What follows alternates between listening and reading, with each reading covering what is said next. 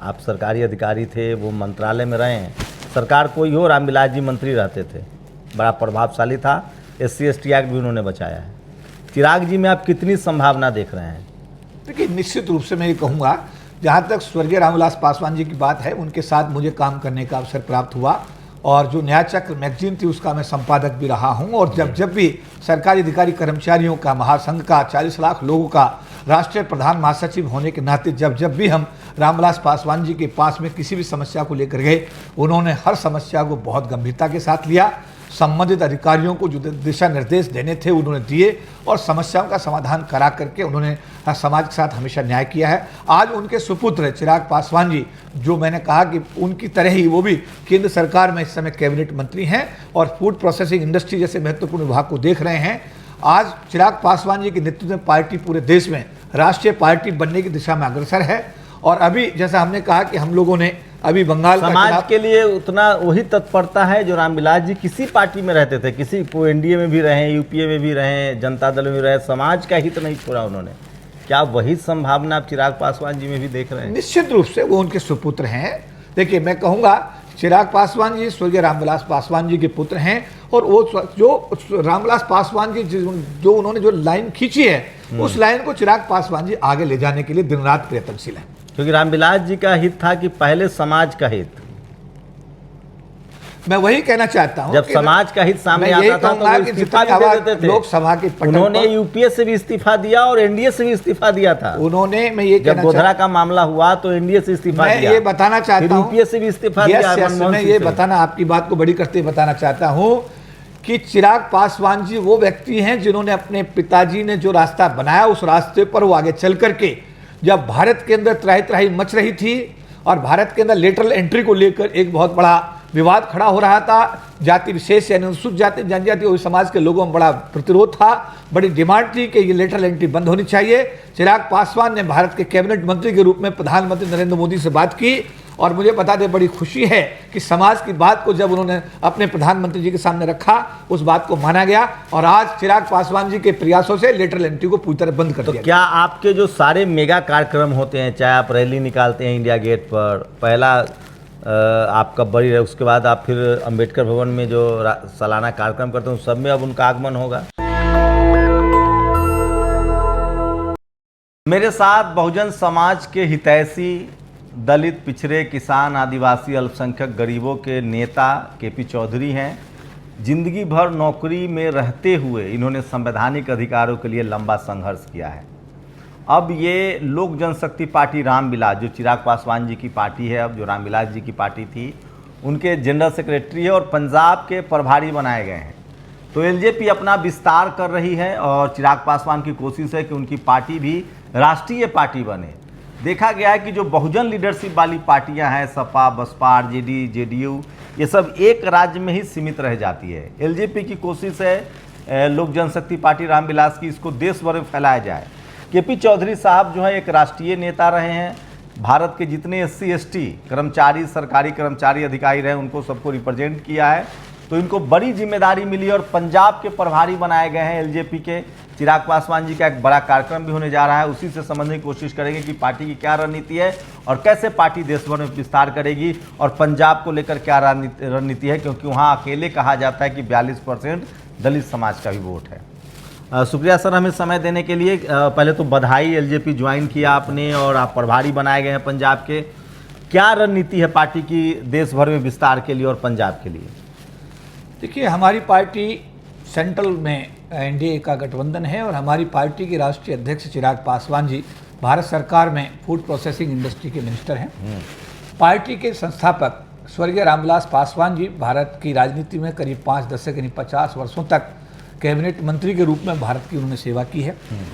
उनके द्वारा किए गए अद्वितीय कार्यों को यहाँ मुझे बताते हुए बड़ी खुशी है कि उन्होंने देश के OBC समाज, दूसरी पिछड़ी जाति के लिए मंडल कमीशन को लागू करा करके अदर बैकवर्ड क्लासेस के लिए 27% के आरक्षण दिलाने का काम अगर भारत में किसी ने किया है तो वो एक तिगड़ी मानी जाती थी VP यादव पासवान, यानी VP सिंह, शरद यादव और रामविलास पासवान। तो रामविलास पासवान उस तिगड़ी के एक बड़े महत्वपूर्ण सदस्य रहे हैं जिन्होंने भारत में मंडल कमीशन लागू किया।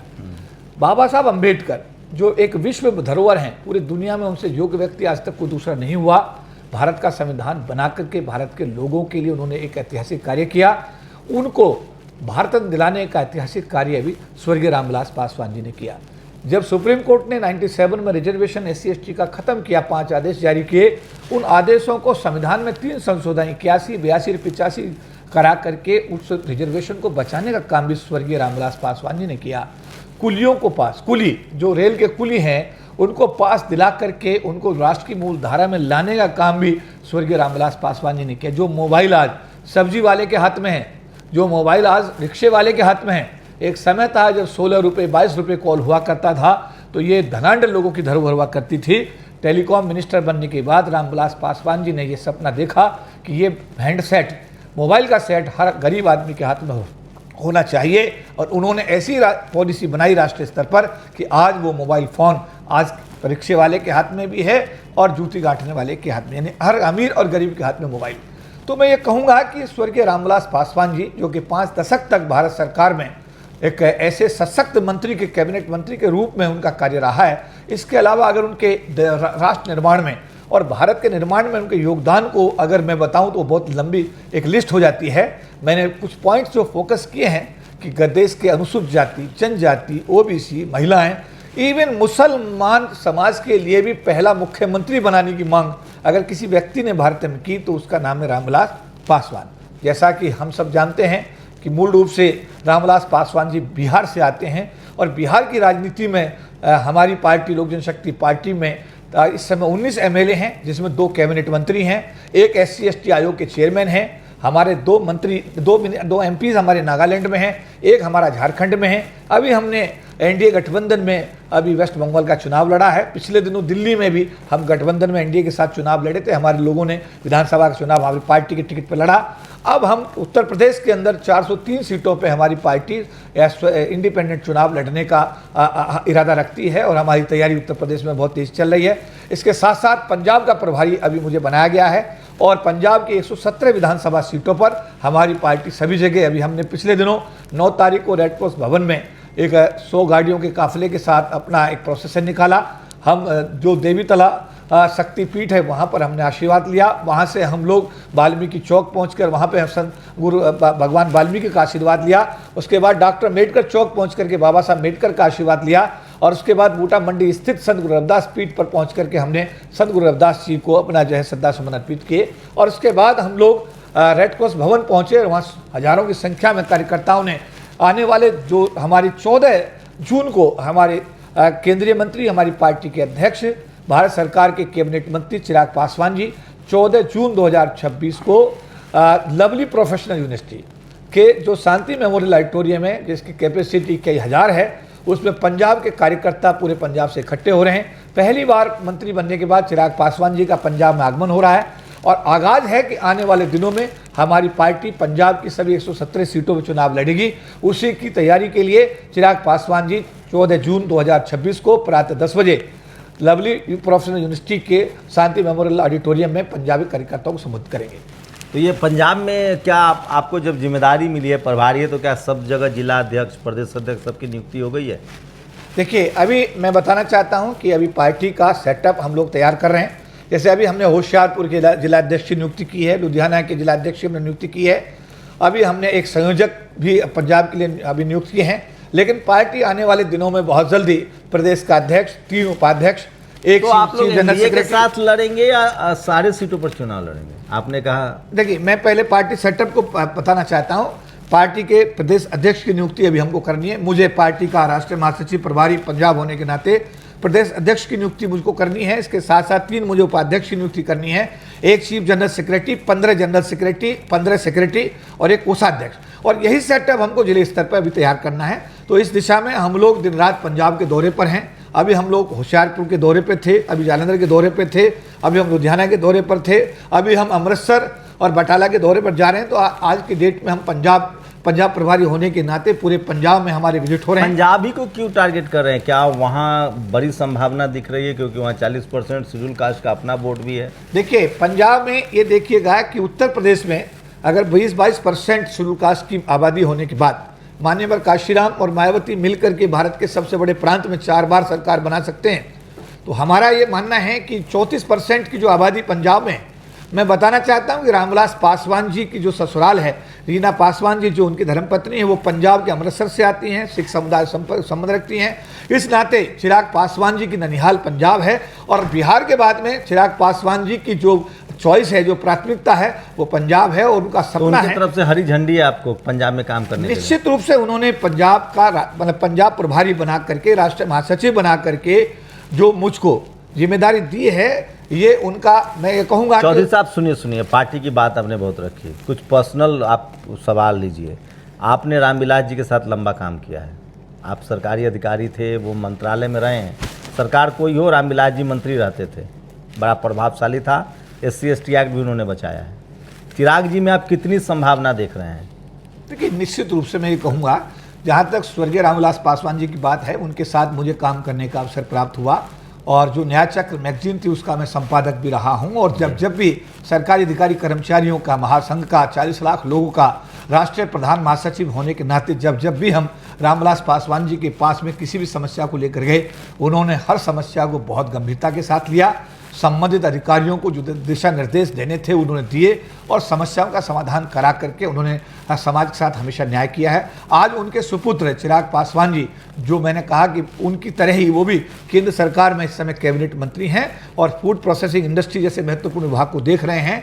आज चिराग पासवान जी के नेतृत्व में पार्टी पूरे देश में राष्ट्रीय पार्टी बनने की दिशा में अग्रसर है।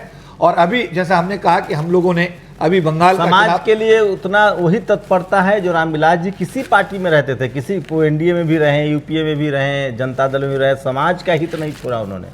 क्या वही संभावना आप चिराग पासवान जी में भी देख रहे हैं? निश्चित रूप से वो उनके सुपुत्र हैं। देखिए, मैं कहूँगा चिराग पासवान जी स्वर्गीय रामविलास पासवान जी के पुत्र हैं और वो जो रामविलास पासवान जी जो उन्होंने जो लाइन खींची है, उस लाइन को चिराग पासवान जी आगे ले जाने के लिए दिन रात प्रयत्नशील है। क्योंकि रामविलास जी का हित था कि पहले समाज का हित,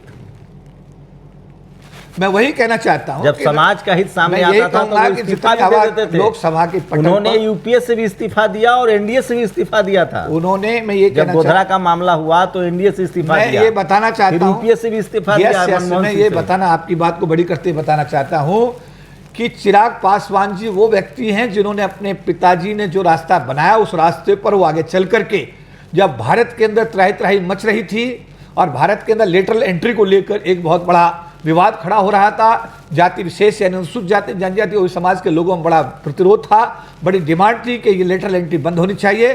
चिराग पासवान ने भारत के कैबिनेट मंत्री के रूप में प्रधानमंत्री नरेंद्र मोदी से बात की और मुझे बता दें, बड़ी खुशी है कि समाज की बात को जब उन्होंने अपने प्रधानमंत्री जी के सामने रखा, उस बात को माना गया और आज चिराग पासवान जी के प्रयासों से लेटरल एंट्री को पूरी तरह बंद कर दिया। क्या आपके जो सारे मेगा कार्यक्रम होते हैं, चाहे आप रैली निकालते हैं इंडिया गेट पर, पहला आपका बड़ी है, उसके बाद आप फिर अंबेडकर भवन में जो सालाना कार्यक्रम करते हैं, सब में अब उनका आगमन होगा? देखिए, मैंने, या वो कार्यक्रम अब आप कम करेंगे जो नहीं, देखिए, दो चीज़ें हैं। मैं बताना चाहता हूं कि मैं मूल रूप से एक भारत सरकार के वित्त मंत्रालय के अंदर आने वाले भारतीय जीवन बीमा निगम का एक अधिकारी रहा हूं। वहां का जो कर्मचारी संगठन रहा है, 31,000 लोगों का, मैं उसका राष्ट्रीय प्रधान महासचिव काफ़ी लंबे समय से उस सेवा में दे रहा हूं और आज भी मैं उस पद पर काम कर रहा हूं। देश के सरकारी अधिकारी कर्मचारियों का जो महासंघ है, जो 1997 में बनाया गया था, जब सुप्रीम कोर्ट ने रिजर्वेशन SC/ST खत्म किया था और आप सबको लेकर लाखों लोगों की रैली हमने रामला मैदान में की थी और सरकार पर दबाव बनाने में महासंघ का बड़ा महत्वपूर्ण योगदान रहा था। उस महासंघ का मैं 1997 से राष्ट्रीय प्रधान महासचिव के रूप में आज भी सेवा दे रहा हूं। डॉक्टर अम्बेडकर द्वारा 1924 में बनाए गए समता सैनिक दल का मैं राष्ट्रीय मुख्य प्रवक्ता के रूप में समाज को अपनी सेवा दे रहा हूं।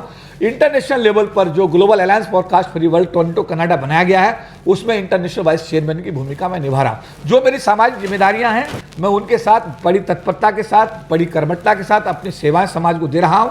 इसके साथ साथ जो राजनीतिक जिम्मेदारी मुझको चिराग पासवान जी ने पार्टी का राष्ट्रीय महासचिव बना करके पंजाब का प्रभारी और देश के अनुसूचित जाति जनजाति मामलों का प्रभारी बना के दी है, मैं उस नाते, पंजाब का प्रभारी होने के नाते, मैं पंजाब के लोगों से, जहां 34% की आबादी, देश में सबसे बड़ी आबादी अनुसूचित जाति समाज की अगर है तो वो पंजाब के अंदर है। इसलिए रामविलास पासवान जी की पार्टी, उनके द्वारा स्थापित पार्टी जो आज चिराग पासवान जी के नेतृत्व में काम कर रही है, वो पार्टी आज पंजाब के लोगों के बीच है। मैं निवेदन करूंगा आपके टीवी चैनल के माध्यम से कि अपनी पार्टी को आशीर्वाद दीजिएगा, अपने वोट को इधर उधर मत बखेरिएगा। आपने सब लोगों को देख लिया है, हर पार्टी में आपने देखा कि क्या लोगों का दृष्टिकोण है।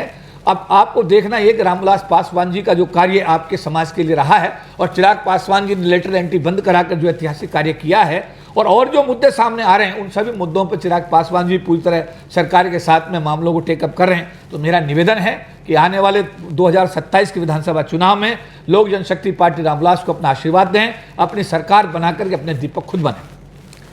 तो केपी चौधरी हैं, लगातार सामाजिक आंदोलन से जुड़े हुए हैं और अब राजनीतिक पारी का भी आगाज़ कर रहे हैं। और ये लोजपा लोक जनशक्ति पार्टी रामविलास जो कि चिराग पासवान जी जिसके अब अध्यक्ष हैं, उसको उन्होंने इनको पंजाब का प्रभारी बनाया है। केपी चौधरी सामाजिक आंदोलन से लगातार जुड़े हुए रहे हैं और मेरी भी कोशिश होती है कि जो लोग सामाजिक आंदोलन से निकले हैं, जिन्होंने सड़कों पर संघर्ष किया है, बहुजन समाज को अपना नेतृत्व ऐसे लोगों को आगे लाकर देना चाहिए। आप लोग अपनी राय जरूर दीजिए पूरी बात पर। मेरा एक निवेदन है आपके टीवी चैनल के माध्यम से, मैं पंजाब प्रभारी होने के नाते पंजाब के लोगों को आमंत्रित करता हूं कि पार्टी के जिला स्तर पर, प्रदेश स्तर पर जो लोग इच्छा रखते हैं काम करने वाले लोग, मैं आप सबको आमंत्रित करता हूं क्योंकि ये सभी नियुक्तियां मुझे ही करनी है। तो आप मेरे से संपर्क कर सकते हैं। मैं पंजाब के दौरे पर जब रहता हूँ मैं भी आपसे संपर्क कर सकता हूँ। इसके साथ साथ मैं अनुसूचित जाति जनजाति मामलों का राष्ट्रीय स्तर पर प्रभारी हूँ। जो SC/ST विंग में हमारे साथी काम करना चाहते हैं, चाहे वो रिटायर्ड अधिकारी हैं, कर्मचारी हैं, पूर्व IAS हैं, IPS हैं, इंस्पेक्टर हैं, जो भी लोगों की इच्छा है कि पार्टी से जुड़ करके वो जिम्मेदारी लेकर के पार्टी में अपना योगदान देना चाहते हैं, तो राष्ट्रीय स्तर पर अनुसूचित जाति जनजाति मामलों का प्रभारी होने के नाते मैं आपको इन्वाइट करता हूँ कि आइए पार्टी से जुड़िए और अपनी पार्टी को मजबूत करके अपनी सरकार बनाने की पहल करिए। तो चूँकि बहुजन समाज के जो नेता होते हैं, बहुजन मीडिया में उनको जगह मिलनी चाहिए। नेशनल दस्तक की ये भी कोशिश होती है कि जो भी बहुजन समाज के नेता हैं, बियॉन्ड द पार्टी लाइन उनको मीडिया में स्पेस नहीं मिलता है। इसलिए बहुजन मीडिया जो है वो कोशिश करता है कि बहुजन समाज के नेताओं को वो जगह मिले। शुक्रिया सर हमसे बातचीत करने। धन्यवाद। जय भीम। आप लोग अपनी राय जरूर दीजिए। शंभू कुमार सिंह, नेशनल दस्तक, दिल्ली। नेशनल दस्तक की आपसे गुजारिश है कि अगर इसको बचाना चाहते हैं तो नेशनल दस्तक को सब्सक्राइब करने के लिए रेड कलर के सब्सक्राइब बटन को दबाएं, फिर बेल आइकन की घंटी दबाएं। नेशनल दस्तक को बचाने के लिए बहुत जरूरी है कि हर खबर को शेयर करें, लाइक करें, कमेंट जरूर करें।